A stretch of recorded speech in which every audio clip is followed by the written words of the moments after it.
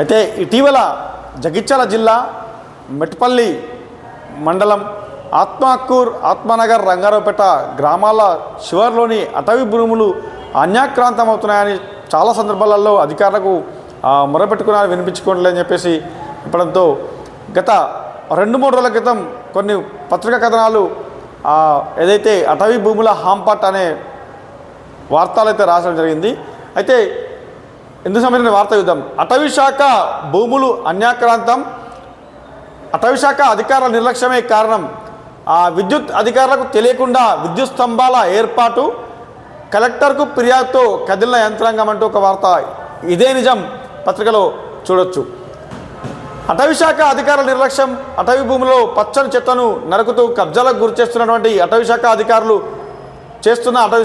పట్టించుకోవడం లేదంటూ మండలంలోని పలు గ్రామాల ప్రజాప్రతినిధులు ఆవేదన వ్యక్తం చేస్తున్నారు. అయితే మెట్పల్లి మండలం ఆత్మకూర్ గ్రామ శివారులోని పాటిమీతండ శివారులోని అటవీ భూములను ఒక వ్యక్తి 100 ఎకరాల్లో కబ్జాలు చేసుకుని పచ్చని చెట్లను నరికివేస్తున్నారు.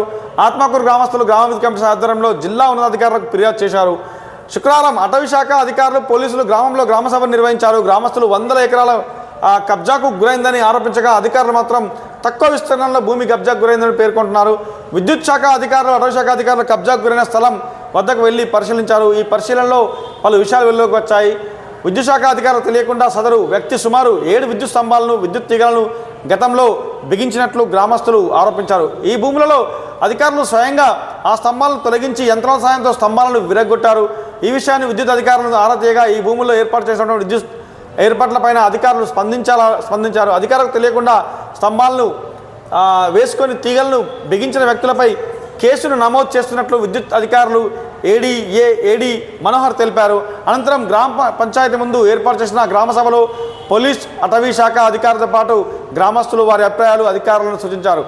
అధికారుల నిర్లక్ష్యంతోనే అటవీ భూములు కబ్జాకు గురవుతున్నాయని చెప్పేసి ఎన్నోసార్లు తాము వనబెట్టుకుని వినతి పత్రాలు ఇచ్చినా భూములు కాపాడాలని కోరిన అటవీ శాఖ అధికారులు పట్టించుకోవడం లేదన్నారు.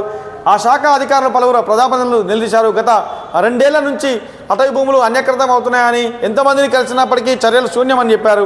మమ్మల్ని శాంతింపజేసేందుకు అధికారులు రావడం, పరిశీలించడం, ఇది మా ఆవేశాన్ని చల్లార్చిపోవడం తప్పితే చేసిందేమీ లేదని వారు అజ్ఞానం వ్యక్తం చేశారు.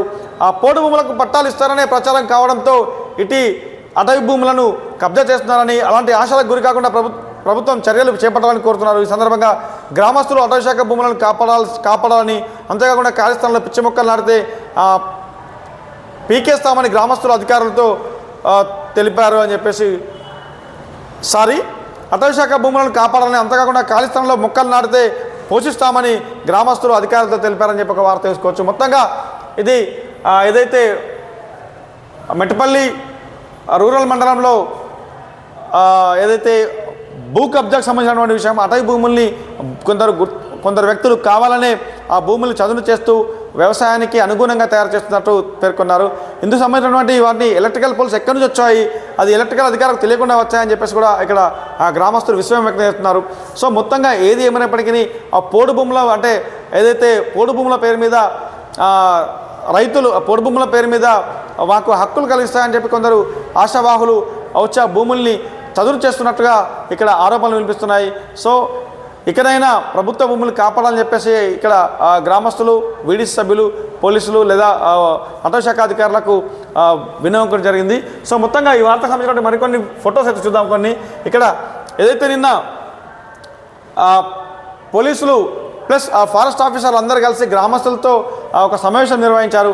అయితే గ్రామస్తులు ఏమంటున్నారంటే, ఇలాంటి సమావేశాలు మేము ఫిర్యాదు చేసినప్పుడు రావడం, ఇలా సమావేశాలు నిర్వహించి కంటి చూపు చర్య చేపట్టడం మినహాయిస్తే అక్కడ ఈ అటవీ భూముల కబ్జాల్ని మాత్రం ఎవరు ఆపడం లేదని చెప్పేసి ఆ గ్రామస్తులు ఆరోపిస్తున్నారు.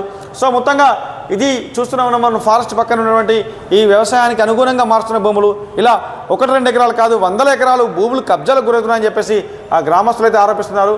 సో ఇదైతే చిత్రంలో చూడొచ్చు. ఇక్కడ police and forest and electrical department, ఇతర రెవెన్యూ డిపార్ట్మెంట్ అందరూ కూడా ఇక్కడికి రావడం జరిగింది. సో ఏదైతే అక్కడ ఎలక్ట్రికల్ పోల్స్ కూడా వేయడం జరిగింది. ఈ పోల్స్ ఎక్కడి నుంచి వచ్చాయి, నిజంగా ఈ ఎలక్ట్రికల్ అధికారులకు తెలియకుండా వచ్చాయని చెప్పేసి ఆ గ్రామస్తులు ఆరోపణలు చేస్తున్నారు. సో మొత్తంగా ఇది ఆత్మకూరు, ఆత్మనగర్, రంగారావుపేట గ్రామాలకు చెందినటువంటి ఏదైతే ఫారెస్ట్ భూమికి సంబంధించినటువంటి కబ్జా భాగవతం. సో మా కథనాలు కనుక నచ్చితే మీరు లైక్ చేయండి, షేర్ చేయండి, మీ యొక్క అభిప్రాయాలు మాకు కామెంట్ రూపంలో తెలపాలని మిమ్మల్ని కోరుతున్నాను. Thank you friends.